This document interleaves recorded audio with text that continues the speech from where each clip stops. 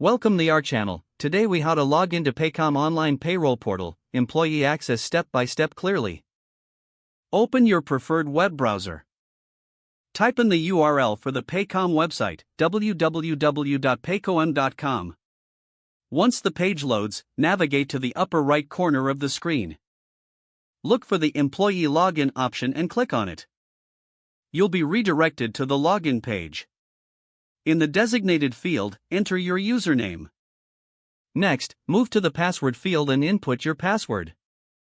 Double-check that you have entered both your username and password correctly. If you have forgotten your password, click on the Forgot Password link. Follow the prompts to reset your password if necessary. After entering your credentials, click on the Login button. Wait for the system to authenticate your information. Once logged in, you'll be taken to the Paycom employee dashboard. From here, you can access various payroll and HR services. To log out, look for the Logout option, usually located in the upper right corner. Click on it to securely exit your account. This completes the login process for the Paycom Online Payroll Portal. If the page does not load, refresh the browser or try again in a private or incognito window. Make sure you are using the correct email address, then retype it carefully to avoid small typos. If your password is not accepted, use the reset option and create a new strong password you can remember.